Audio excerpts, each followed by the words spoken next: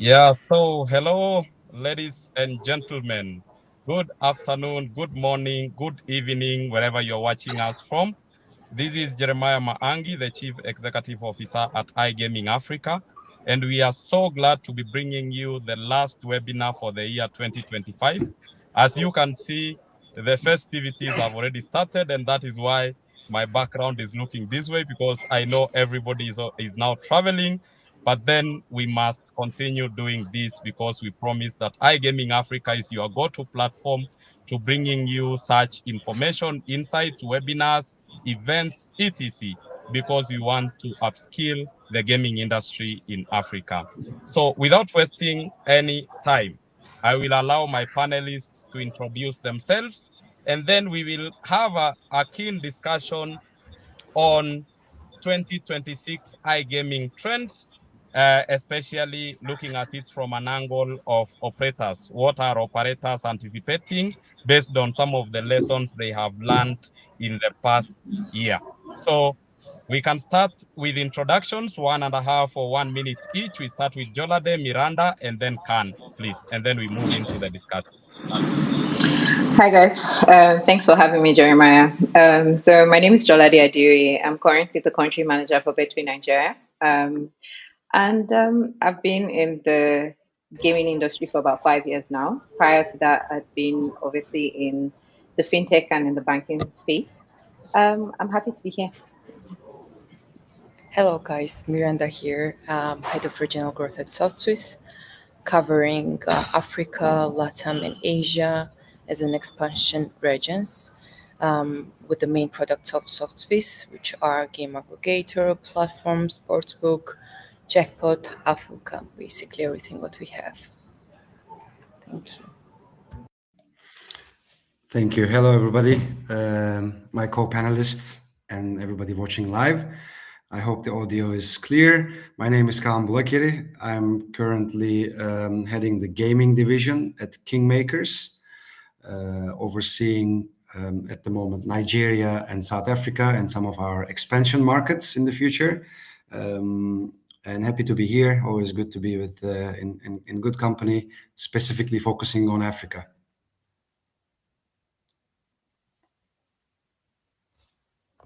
Thank you so much. Thank you, Khan, for that brief introduction. Thank you, Jolade. Thank you, Miranda.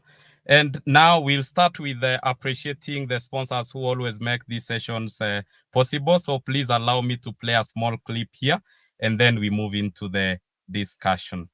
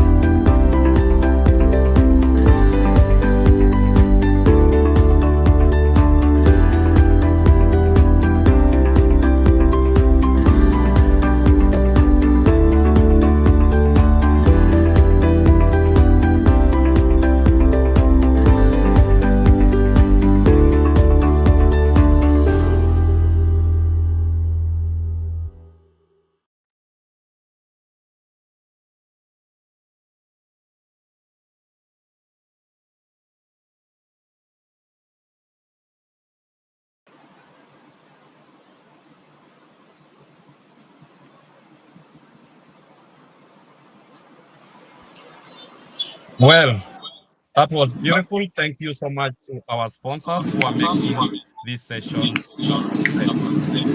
So now we start the session, and I would like us to look keenly at some of the challenges that the operators, especially in Africa, have been facing in the past year, because this will guide us to knowing what is expected in the new year, because a lot can change over a period of time. I know tech has shown us how things change really fast. So I'll be so glad for us to start the discussion by first looking at what has been happening in the past. We can even go back 1 to 3 years, see some of the changes that have happened. And based on the challenges, we can then get into the discussion properly. So I'll start with you, Khan. Maybe you can tell us from an operator's point of view, what you think have been the biggest challenges that operators have been facing in the gaming industry, not just in Africa, but then globally. But then, because I know your expertise is also very keenly in Africa and the Nigerian market, and as well Kenya, I would also like to know if there are any other challenges that you think can only be linked to these regions. Sure. Thanks, Jeremiah. I was expecting ladies first, but if everybody's happy, I'm happy to kick it off with pleasure. So I think I'm going to start from a few angles and try to converge them into a few main topics. And my topics will be evolving around customer first and content. But let's start first of all with Africa as a continent. It's very difficult, and I know it's been said many times. One size fits all doesn't work in terms of markets, the peoples of certain markets and countries. So from our point of view, and we have here our let's say my colleague from Betway that also operates across many markets. We are focusing on Nigeria and South Africa at the moment, two of the biggest markets in African continent. I believe approximately 15 to 20% of the population, and in terms of revenues, definitely the two of the biggest markets. So if we look back about a decade or the last 5, 6 years even, I think technology is the common denominator here that drove a lot of change. But I'm not going to talk too much about technology. Maybe Miranda can speak from a platform point of view, and Jolada as well. But I'm going to again focus on customer, because technology in the end should be a driver, but not a deciding factor. So what we are focusing on is customer first, and from that comes a lot of educational pieces, a lot of social pieces, social aspects of the gaming industry. Okay, so if you look at, for example, Nigeria, it's a maturing market in terms of understanding of let's say online games. From those, we are really focusing on the themes such as responsible gambling, educating our players in how to play games even, and all the way to how to control our or their behavior in terms of responsibility. So from that point of view, I think the market, especially Nigeria, has come a long way. When we look at South Africa, the trend has been a bit faster because they had more, let's say, a land-based background, the land-based context. So the population was a little bit more used to, let's say, online gaming or land-based gaming. In that regard, you can make some comparisons to global markets, as you were asking, Jeremiah, especially some of the regulated European markets. But even there, we have the common denominator of technology, responsible gaming, and my biggest pillar from my role perspective as well is the content. So which content do we get to the right segment of players, and how do we personalize that? I would like to go a little bit more in depth about that in the rest of our webinar, but I'd like to give the word to our ladies as well, without taking too much more time. How's that Yeah, for for us? sure. Thank you. Yeah, beautiful, beautiful. They always say ladies first, but I think they started very well with the introductions and confused us. But then no worries at all. So let's go to Miranda. Khan has given us a very good introduction to the session and pointing out that basically one of the biggest challenges I would interpret from his statement is the fast changing technology or advancements that we are seeing in the gaming industry, but it's happening everywhere, even in payments now. It's crypto all over. So Miranda, because you sit in a position whereby you can comment on technology, then you can bring us into the discussion again, telling us what you think about what has been changing technology-wise and what operators can do to ensure that they are, of course, keeping up with these fast changes. You're muted, Miranda.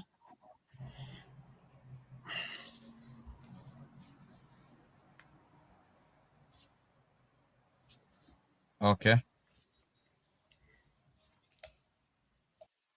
I will help you, Miranda. You should be Yes, back. I am. Okay, good. I am back. I was saying that I totally agree with Khan, saying that one of the main issues are to keep up with the technologies, basically. And I can easily say that taking Africa as a one thing is not correct, let's say, because I mean Africa is a huge continent with a lot of countries that has each individual approach towards the customer, towards regulation, or even the let's say technical side of you.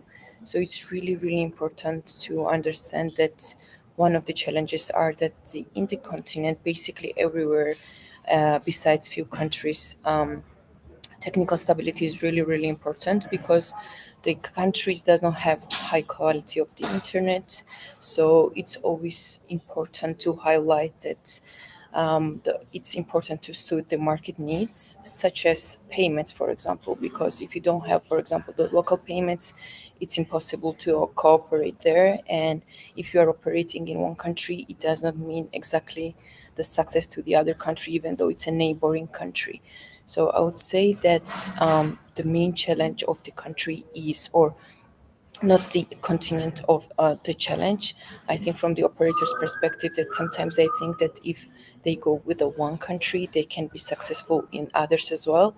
And I think it's important to adjust the vision and have the approach that, again, Gan said it correctly and in a nice way, that one thing will not fit every country. So I would say that fragmentation is one of the challenges of Africa.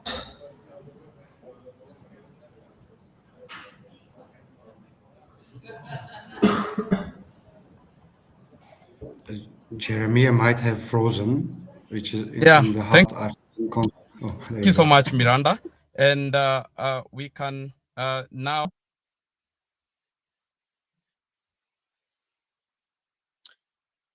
Yes, are we here? Jolade, can you hear me? Yeah, you can unmute because the next question is pointing to you. I will go to the second point that Khan made in his introduction remarks, whereby he talked about customer first, and again connect that with the challenges.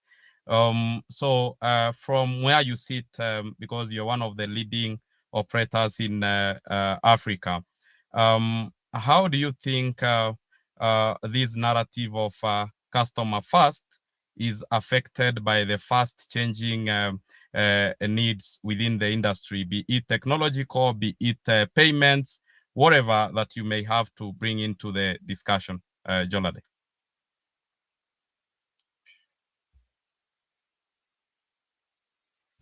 Okay, let me help you, Jolade.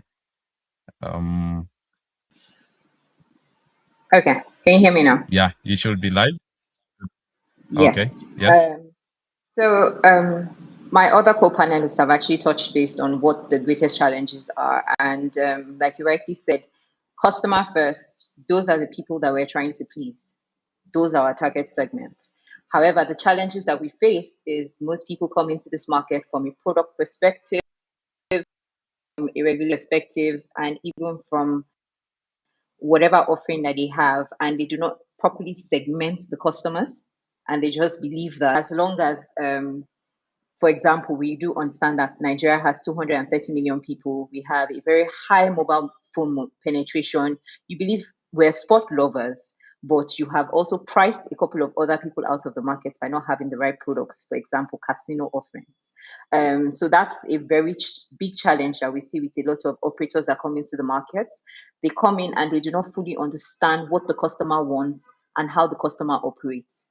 For example, as much as Nigeria and Ghana have similarities in terms of being Anglophone countries, and we see ourselves as our brothers or brothers and sisters. How we operate, how we actually perceive ourselves with different products is very different. For example, mobile money penetration is way deeper in Ghana, but it's not something that has taken up in Nigeria as much. So if you were to come in and you were trying to bring in a product into the market or how to operate in the market, I would be having more payment options that would suit the different segments of customers I have, from my mid tier to my lower tier to my HVC customers or my VIP customers, as you've seen. And in that instance, I will not be looking at mobile money in the Nigerian context. I'll be looking at the likes of the PSPs that I have and transfer options, because the average spend in which the customers will want will be much higher than what a mobile money customer will be able to do. So those are the things and the challenges that we face. I believe a lot of operators face, and that's what keeps them up every day, to make sure that while we produce or we give homogeneous products, everybody has a sports book, everybody has a casino product, everybody has a virtual. How do we make sure that we're actually passing it to the right customers and we're doing the right things?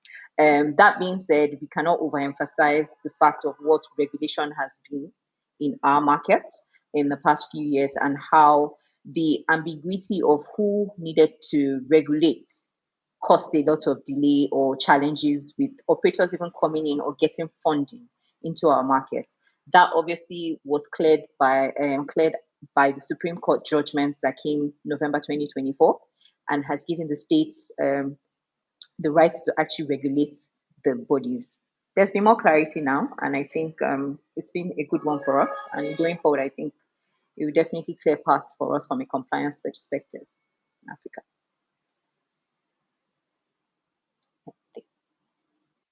Yeah, thank you so much, Jolade, for your insights. You bring in two key points. Number one, payments. Number two, regulation.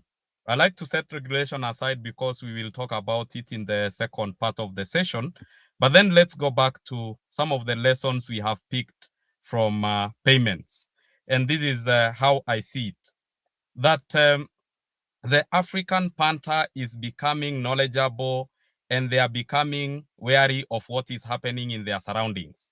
And that is why crypto casinos, crypto sportsbook are now starting to be very keen on these markets, because so many people are using P2P transactions, and they are realizing that, oh, come on, you can actually use these coins to bet. Now, put that aside.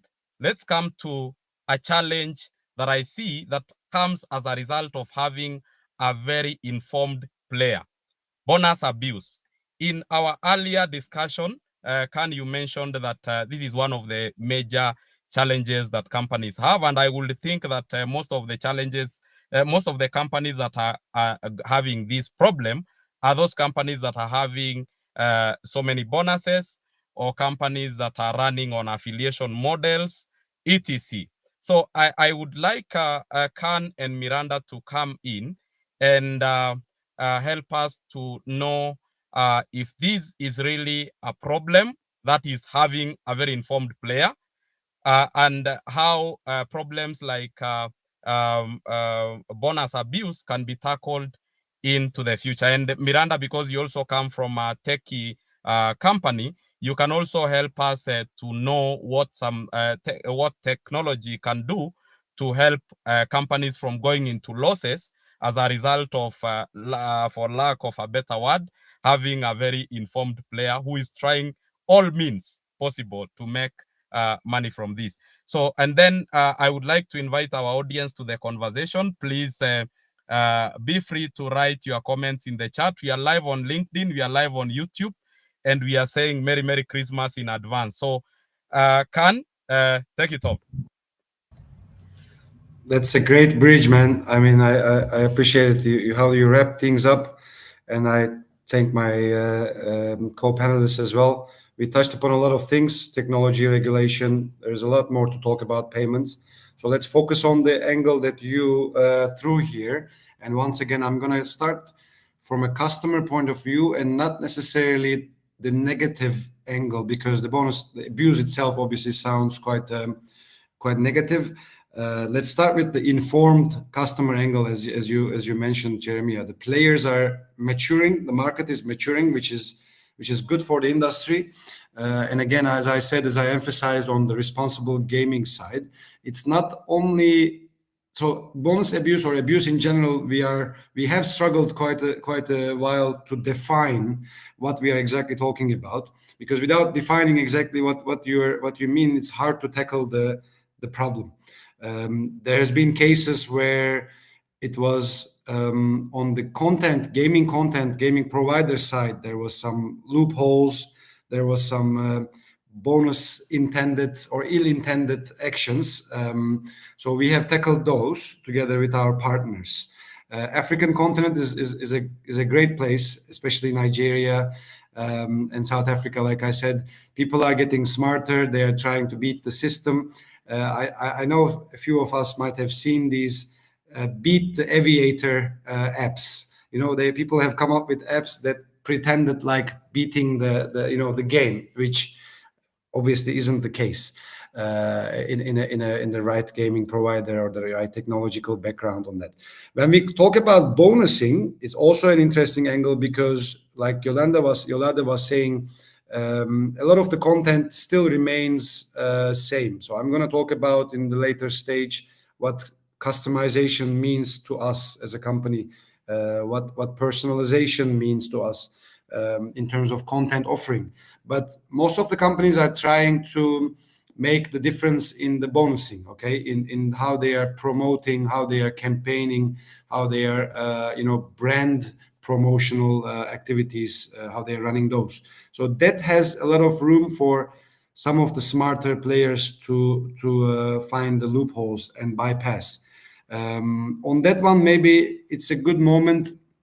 We have done a lot of work. We have really increased our muscle in terms of analytics, product analytics, as well as promotional angle. But it's a good moment to give the stage to Miranda. I am particularly interested in what a platform can do to help us, detect behaviors proactively. Okay, so again, Yolanda was talking about segments of players. I think using, not as a hype word, but using some machine learning or AI to detect abuse inclining players and how to prevent that. So maybe Miranda, would you like to share your views? Yeah, I think I know Khan's painful moment about the game providers as well, because my background involves the game provider, basically most popular vertical in African region, which is the crash games. And I know that this bonuses side is heavily connected to the game provider side itself. And it's really important that those bonus offerings or any other kind of activities, even though the game providers are pushing a lot, can be filtered out from the operator's perspective. Because while the game providers take the responsibility to customize everything and make sure that there is no, let's say, it's a bad name, but basically a lot of game providers we're using, and I think they're still using to abuse the players by attracting promotional tools. It's also important from the operator's perspective to make sure that they are filtering out, because the operator knows their audience the best. They know what they are capable of, so it's important to filter out.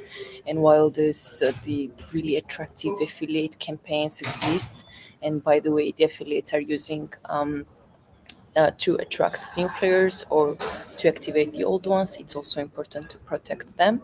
And let's talk about the technical side of view. I think now we are in era where AI is coming really trendy, and besides trendy, really really useful.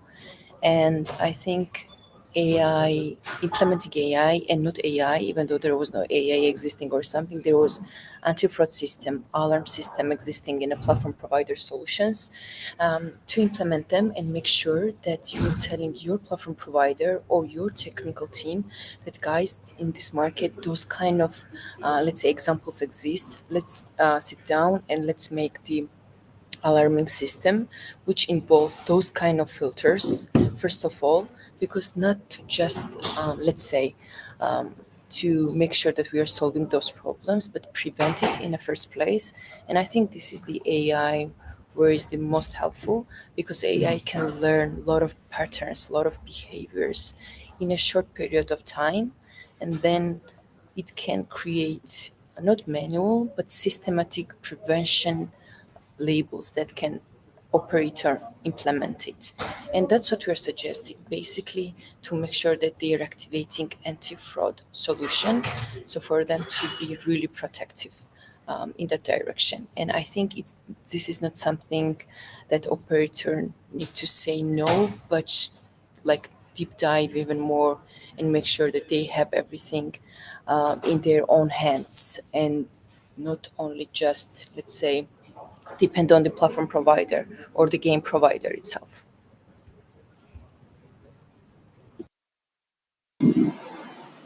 Yeah, thank you so much, Miranda, for that very insightful explanation of how companies can, of course, ensure that they are getting the best of technology.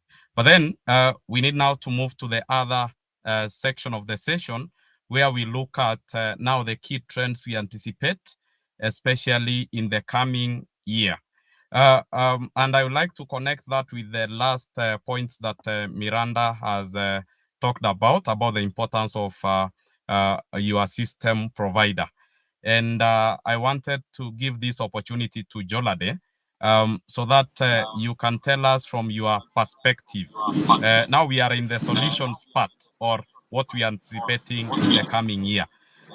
From where you sit at Betway, Nigeria, what do you think are some of the reasons why companies need to carefully monitor the technology they are using, the security of the system, and actually putting money in it? Because I don't see so many operators taking the seriousness it deserves, especially in Africa, whereby you outsource almost everything, and the only staff that you have at the office is maybe customer care and marketing teams, but everything else you outsource to companies out there. Okay, thank you so much. I hear you. I think that was a problem, I think, about 5 years ago. But businesses are beginning to understand that and beginning to optimize properly. Um, Going forward, what's going to be very key is operational efficiency.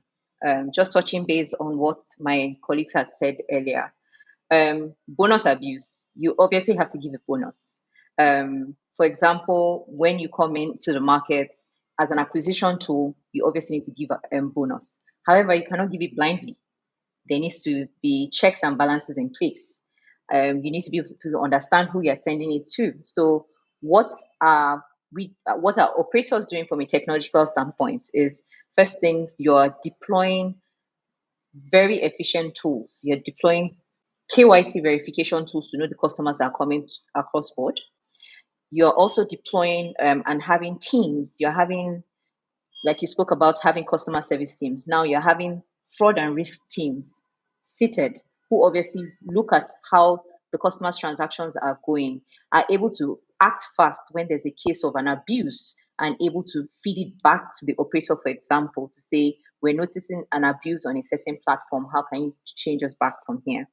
That being said, there's also a lot of content that needs to be done, a lot of focus on technology, like you rightly said. And I think data, we cannot overemphasize how the data from what people have done in the past will be able to feed into how we actually solve certain problems in the future.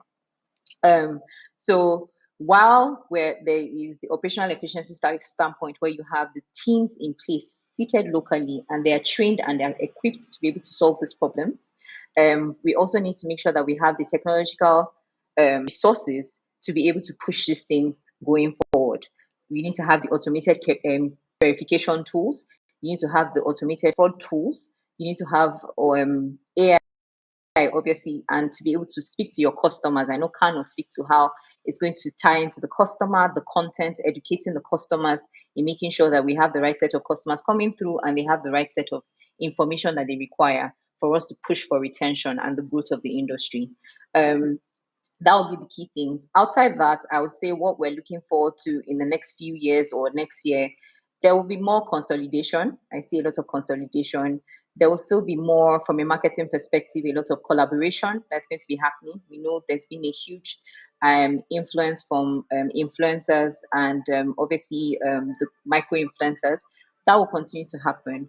I see a lot of co-creations happening with streamers, for example. I see that happening a lot in the next few years. I see more clarity from a regulatory standpoint, which obviously would lead to an influx of more investors and more people coming into our market, specifically Nigeria. I'm already seeing that, and I also see that in the next year, in the next few years, because we have clarity in terms of products, there will be more push for products beyond sports. There's been an explosion with the crash games. I see more preference and I see more evolution also in the casino side. And I think I'll speak as a woman as well. I think what I see in the next few years that there will be a huge diversification and more product offerings that will actually feed to the female population, because we've seen in the past year as well that a lot of female gamers are coming in. Beyond esports, beyond even for casino, a lot of female gamers are coming in, and most operators will actually have tailored solutions to actually support that segment of customers.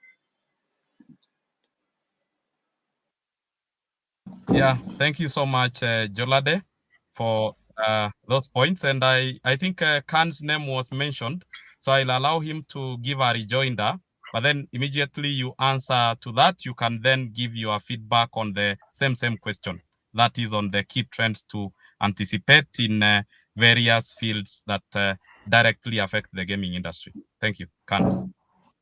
Yeah, excellent. I was actually about to speak up because Jalada just touched upon many points, but especially the one that I'm passionate about, we are passionate about as kingmakers, is basically, again, customer first, but segmentation, right? So understanding your player base, understanding the demographics, okay? The female population kind of approach has been on our radar. And not the single answer, but a bigger piece of the answer is, again, from my point of view, the content. Okay, just bringing the right content to the right audience. And I have spoken about this on different panels online and during the conferences. In the last 2 years, since I joined the Kingmakers, one of our focus strategies has been around customized, personalized, localized content. I know you hear so many people talking about these. I really liked to give hands-on examples and the use cases there. So that's what we've done in the last 2 years, and I'm expecting that to continue even at a higher pace in the coming 2 to 3 years. Okay, so we are really working on our originals, let's say exclusive games on the BetKing side, as well as on SuperSportBet in South Africa, utilizing our sponsorships and bringing really to our player base the games that they love in the customized versions. And I'm not talking about seasonality or so on, like we are doing Christmas now or Easter. We are really talking about games that attract, again, because Jolada brought that up, attract female audience, attract younger audience, attract maybe different segments. I think one of the very important things that we have done internally is to look at how we are segmenting our customers, because the general approach there would be based on winnings or stakes or losings for that matter. We have also focused on the entire user flow, from withdrawing to playing, then to depositing, okay, without going into too much technicalities. So from there came a real good understanding, a very analytical, data-driven understanding of how we can localize our offering, which you will see on our public websites, obviously. So yeah, I mean, all to re-emphasize the marriage between customer first and content in terms of our focus and my personal focus for the coming 2 to 3 years. I think the horizon beyond that, if I may just conclude on that, is going to have to be more technology driven. So now we are producing custom games, but we will also have to personalize the experiences using, again, hype, but machine learning and AI technologies. Again, I've been on some panels with some very, technical minded people who are specifically focusing on this niche. I'm not going to give any promotions out here, but people are really focusing on the nitty-gritty of the details of these aspects. So that's going to be probably the horizon 3 to 5 years onwards. So there, imagine, for example, even just to finalize that, not only content, but the lobby experience. Okay, now in most websites, everybody's seeing the same lobby, right? More or less. So think of very, very commonly given Netflix examples, right? Think of a Spotify examples of how they are really able to personalize your experience in their playlists, in their recommendation engines. Think of a TikTok world, right? So even to the extent to the lobby experience, all the way to which games are addressed to which customer segment is an absolute area to watch and invest in. I think Okay, I can thank you so much, continue. Khan. Miranda, yes. Yeah. So basically, until we start to say something about the trends, I want to suggest and advise all of you to download our 2026 iGaming Trends Report, which we invested a lot of time and energy, and we asked a lot of industry leaders, like opinion leaders, to make this statistic into the reality. And I think that could be the predictable document for all of you. Basically, it involves everything, starting with responsible gaming, finishing with the AI, towards a lot of markets and products. That's my advice. And I think talking about the trends, and we basically AI is everywhere and everyone is suggesting AI, but we don't need to forget that if we're speaking about Africa as a market, we cannot do, or we cannot implement or push operators or even the players to say yes and confirm a lot of trends. We just need to make sure that first everything is adapted, and then it comes time for the innovation, because we don't want to forget that this market simply asks for simplicity first of all, because of coming from the circumstances that happening, for example the internet. So I remember there was a lot of talks regarding new things such as VR casinos, such as sweepstakes and everything, but we need to come back every time and make the reality check of ourselves that this is Africa, where the simplicity is the most important part, and the adaptation is the key to each individual country, not just the innovation.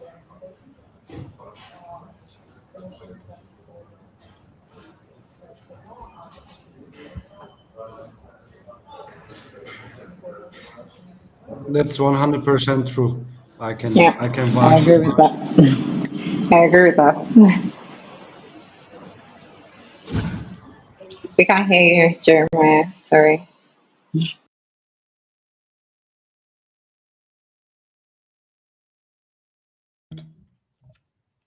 Jeremy, we can't hear you.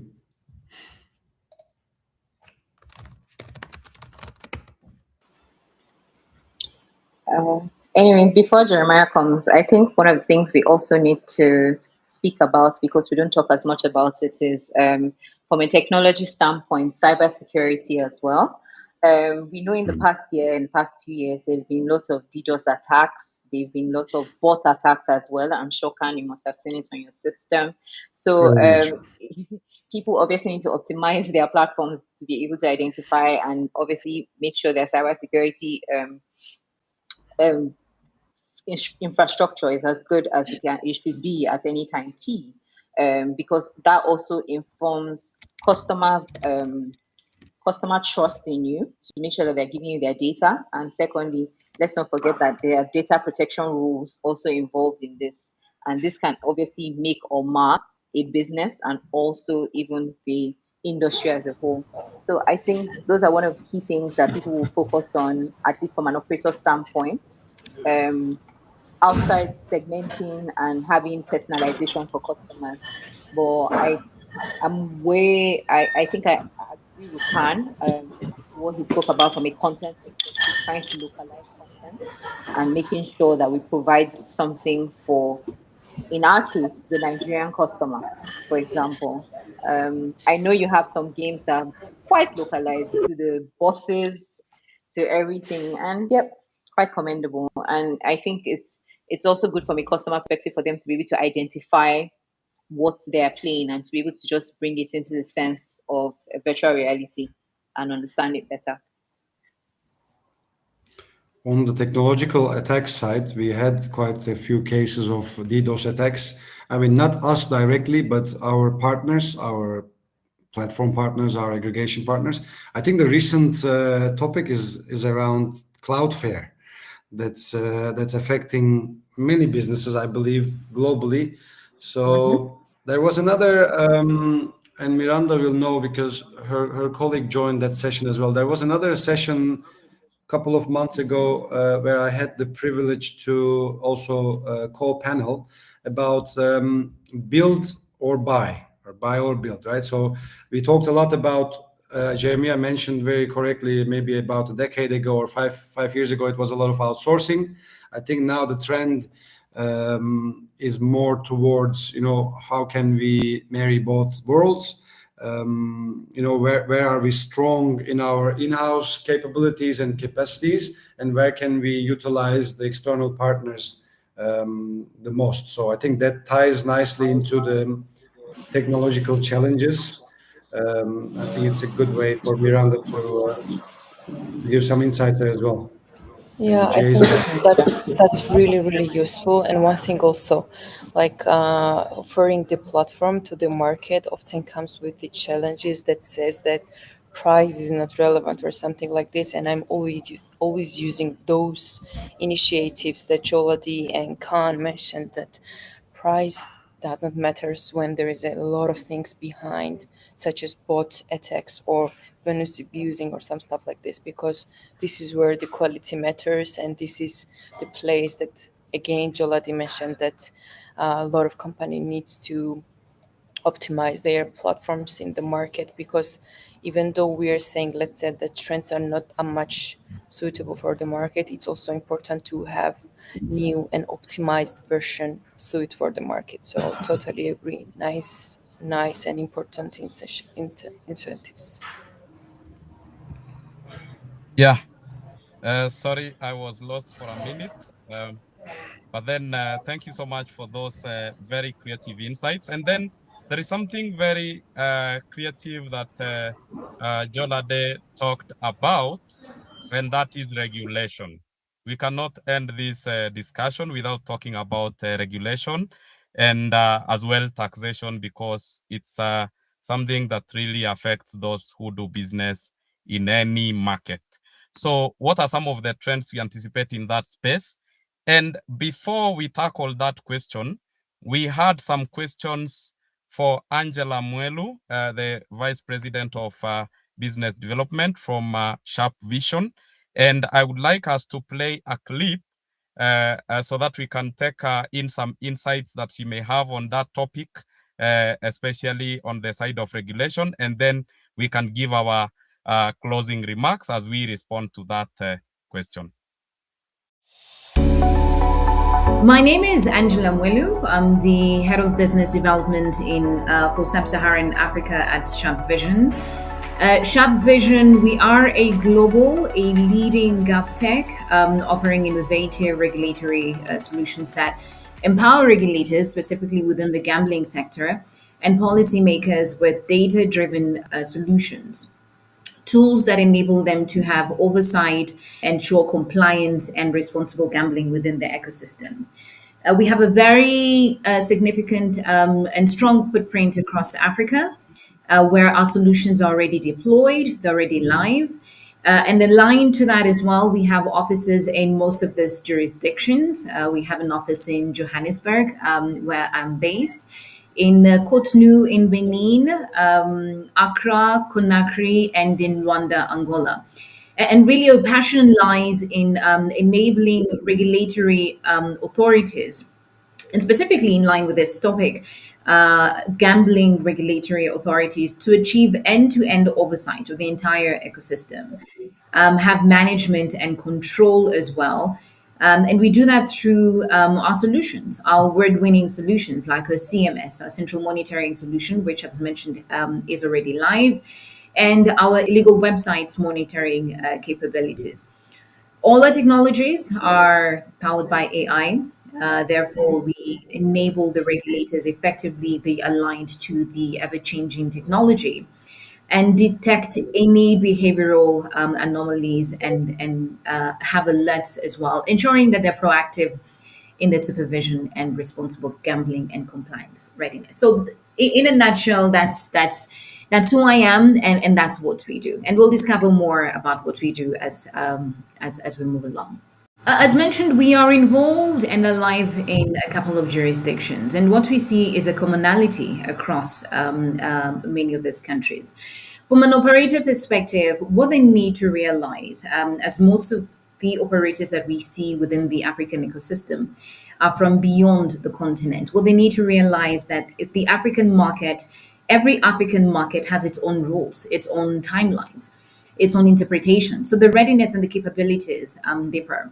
So it's very important, it's imperative actually, for the operators to take time and take significant time to understanding the jurisdictions where they want to engage in, to ensuring that they stay compliant and appreciate the differences between the respective jurisdictions. Again, tax reporting, advertising standards as well. These are the changes and the differences that are there amongst the different jurisdictions. And as adoption grows, whether it's of the games or with the growth within the industries, so do risks, account takeovers, bonus abuse, payment manipulation. So it's very important from an operator perspective to ensure that they have or integrate to solutions that help them monitor patterns, that highlight to help the regulators capture suspicious behaviors such as fraud or early indicators of non-compliance or responsible gambling challenges. From a regulator perspective, again, as mentioned, this is based on our extensive experience across the African continent. What we see is a limited visibility of real-time activity in the ecosystem. Most of the regulators rely on a batch reporting, which makes identifying risks and tax leakages very challenging. So this is where we come in as Sharp Vision in helping the regulators have a better visibility and control and management of the ecosystem. But most importantly, real-time visibility and the ability to make data-driven decisions, have data-driven oversight of the entire ecosystem. Having a dashboard that shows them all these different KPIs that they are monitoring, and ensuring that through that data, they're able to run advanced analytics. And we help them from a monitoring perspective and running the reports. Our central monitoring solution provides a unified view of the entire ecosystem, allowing regulators to track transactions as they occur, identify any anomalies rather. Our central monitoring system provides a unified view to the regulators of the entire ecosystem, allowing them track transactions as they occur, identify anomalies instantly, and quantify tax liabilities in real time. And this level of visibility empowers authorities to detect risks early, close any compliance gaps, and also make faster evidence-based decisions. The African market as well is growing steadily, and it's undoubtedly $1 billion industry. With South Africa having recently reported over R1 trillion of revenue from the industry in the last financial year. But with growth, what we've seen comes challenges from regulatory inconsistencies, underage gambling, prevalence of gambling addiction, and a rapid change in technology. So there's need for the regulators to ensure that they keep pace with the emerging technology. They work with partners who are able to handhold them, as we have in some of these jurisdictions, in order to ensure that they're proactive and, importantly, make data-driven decisions. Lastly, it's very important for regulators to consider existing skills and identify the gaps, because advanced regulation requires continuous learning, specific training that is tailored not only for the technical and operational staff, but also for the governing boards as well. What we have seen is operators prefer markets where regulators have defined structures, whether it's portals, clear reporting mechanisms, standards that are predictable to a large extent. And we've seen in the last couple of months and years as well, some of them exiting jurisdictions where tax regimes are considered punitive. So before entering a market, operators need to assess, they need to align, they need to understand how, as well as what is required for them to integrate with payments, whether it's the ID verification systems as well, and the regulatory reporting tools. Regulators need to start as well to require that operators have robust tools for detecting fraud, match fixing, problem gambling as well. Important for operators is to also understand local data sovereignty and local hosting non-negotiables in order for them to avoid future friction with regulators. Additionally, operators need to ensure that they maintain a strong cybersecurity standards, because what you've seen is regulators are placing growing emphasis on safeguarding player data and ensuring operational continuity in markets where digital risk is increasing. Regulators want real-time visibility of the entire ecosystem, but also of the data, the ability to process and make meaning of the data that they're receiving. So it's important for operators to continuously engage with regulators proactively and continuously and frequently, instead of waiting for enforcement. The engagements are also an opportunity for the operators to build trust, reduce friction, as mentioned, whether it's issues of data sovereignty, and also share about the technology and participate in initiatives that are driven by the regulator, and also share what they're seeing from their end as aggregated risks about the ecosystem. And this collaborative approach, this ecosystem collaborative approach, not only ensures that compliance is strengthened, but also contributes to a more predictable and sustainable operating environment for all stakeholders. Number one, localize. The African market is not uniform, as mentioned. Each jurisdiction is different. So it's important for operators to tailor compliance to each country's requirements, whether it's tax regimes, reporting cadence, and regulatory culture. Then that way it reduces penalties and friction between them and the regulators. It's also important for them to embrace technology, to integrate with emerging technologies such as behavioral analytics, integrate AI to enable the regulators focused where risk may emerge, such as unusual betting patterns or any suspicious payment flows. These tools enable the regulators and operators in general intervene earlier and demonstrate proactive compliance. And lastly, it's important for them to align to the regulators' digitization roadmaps.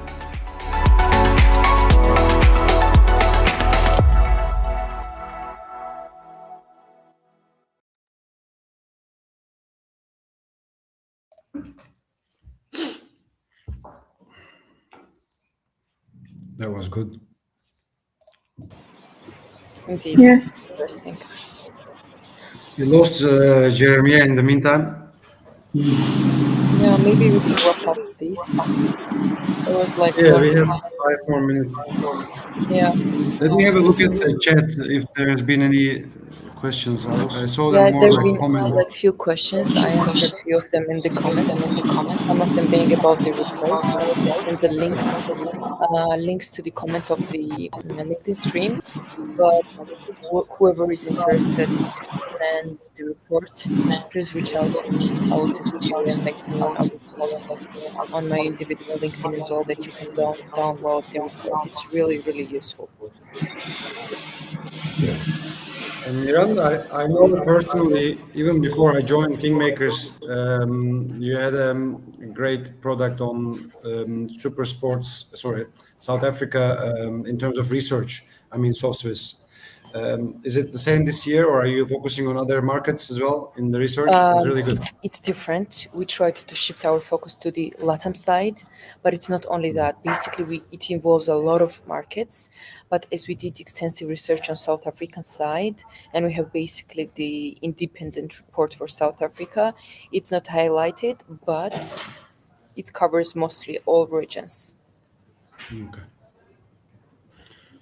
We are wrapping up, Jeremy. Yeah, you Yes. back?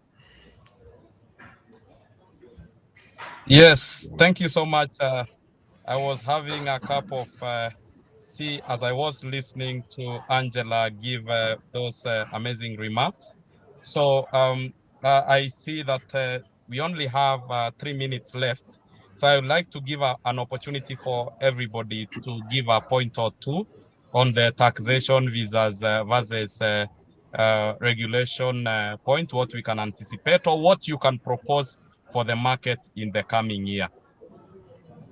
Jolade, we can start with you, Miranda, and Khan. 1 minute each, and then we give in our closing remarks kindly.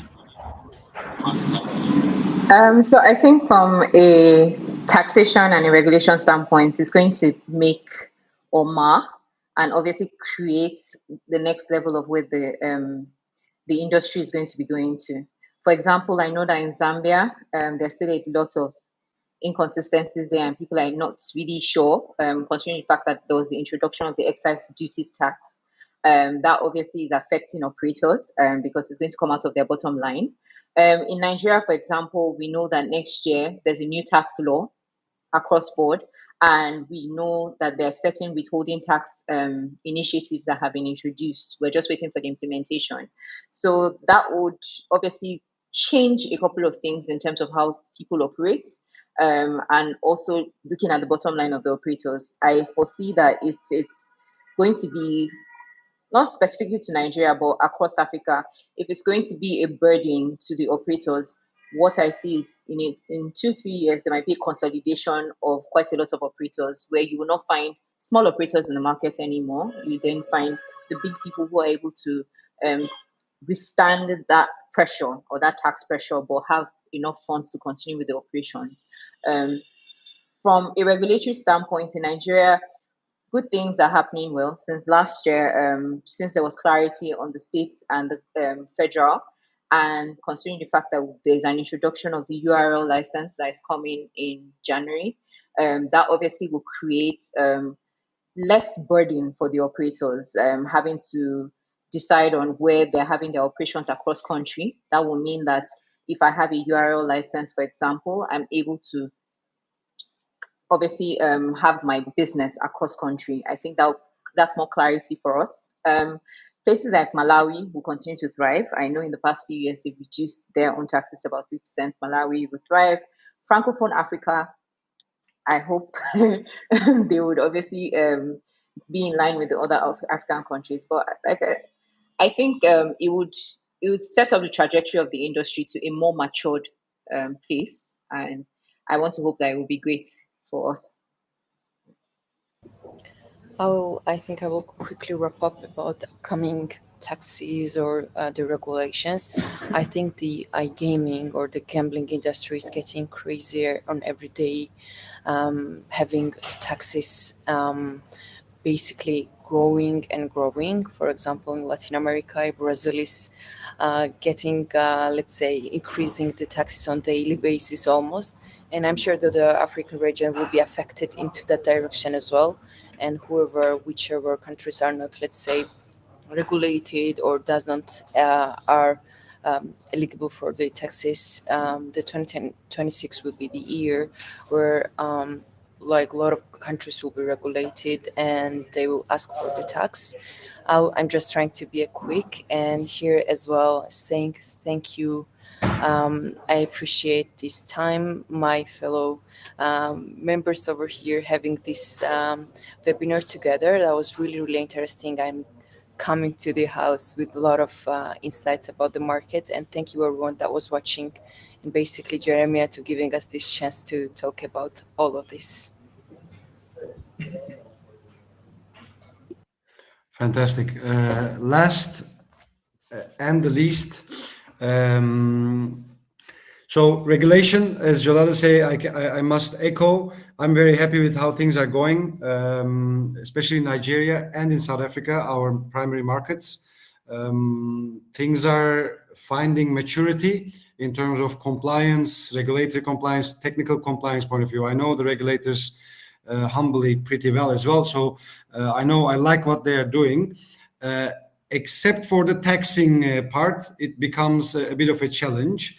Obviously, globally, we know what's happening, let's say, in the UKCG.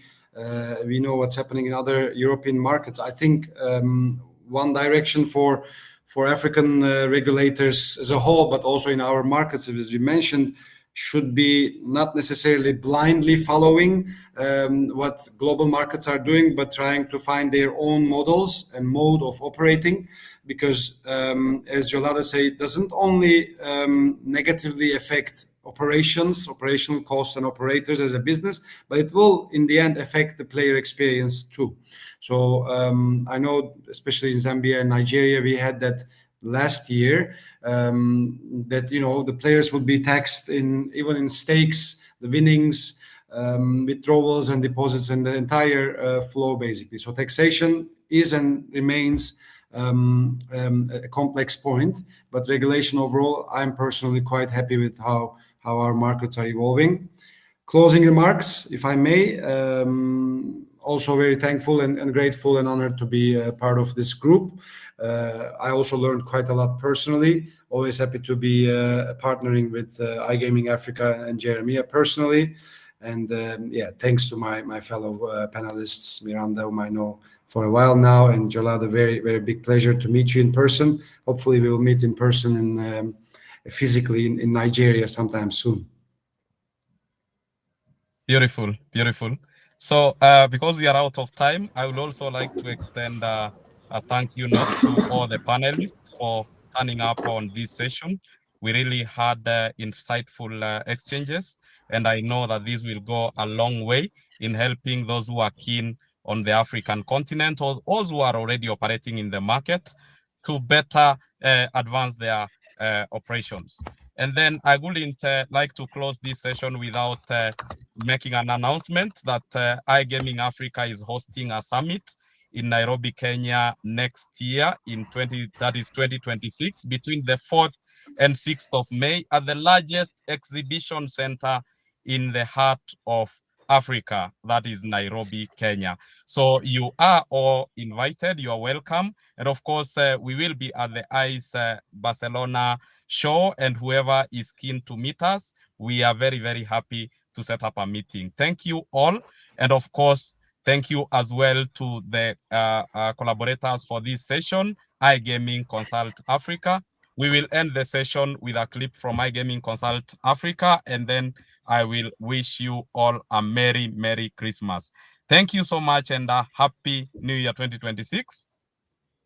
Cheers and to more love. Bye-bye.